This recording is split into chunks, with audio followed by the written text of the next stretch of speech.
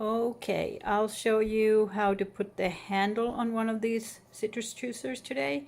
If I've done one and I have another one here. I have to trim some others and I'll show you how to trim them in a little bit. But let's do this handle now. So I'm going to show you what I have for tools. I have pin tools. These are called like rubber tipped something or others. They're little smoothers. A scoring tool, some slip, and a cosmetic sponge. Here's the slip bucket.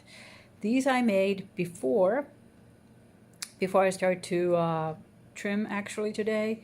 They're on a little bit of wet newspaper so they stay nice and moist. I used a pastry cutter. You can also use, if you are looking for the perfect angle, any circular thing that gives you the right angle. So I used the yellow one for the inner one, and this for the outer, the metal one for the outer. So I have two different angles here. So I have like a half a moon here. I'm going to flip this camera over so you can see it a little better when I do this, hopefully. So I have a bending wheel, and I'll use the bending wheel so that I can place the handle easily. This has a 3 division on it, so I'll use that 3 division as one of them will be exactly opposite from the spout, so I can mark the center of the spout like that. And then grab one of these handles, and see how they fit. This fits pretty good actually. I'm amazed. Sometimes you have to stretch them a little bit. And you can use the needle, or I just use my nails to mark the other side. Then score with the scoring rib or needle tool if you don't have one of these. Anything that you can make a mark with will work.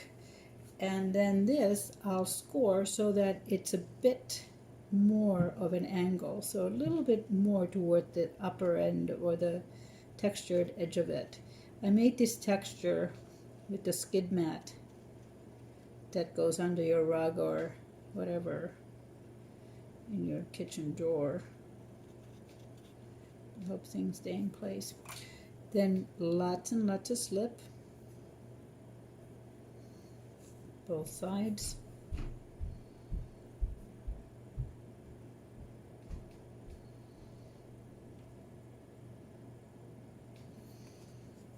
Press this in place,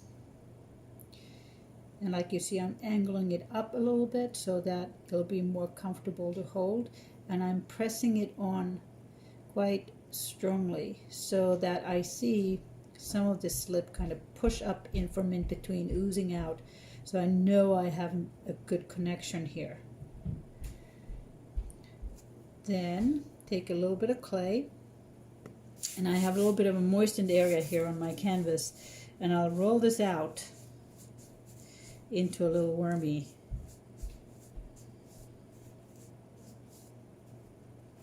Like so. And then slip this into that space in between. We want this handle to be definitely well attached, as it takes a lot of pressure when we use it for squeezing the fruit. And now, in the time of isolation, margaritas are everyone's best friend, so these will be in high demand later, hopefully. And I'll squeeze this air out from in between with this rubber smoothing tool. I don't know where I got it from, and I don't know what it's called, but it's fabulous. You could also use a wooden tool in case you don't have one of these, but I recommend you find one of these somehow. Any art supply store would have them. I think they're for mixing paint or smoothing sculpture. Then the cosmetic sponge, which is like a little tongue. It can lick all this muck off real nice.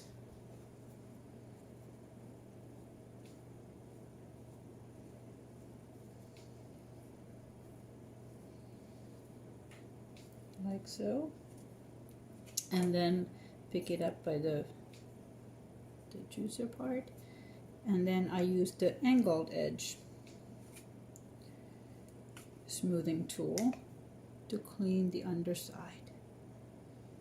Make sure that this is also really well attached. No gap here.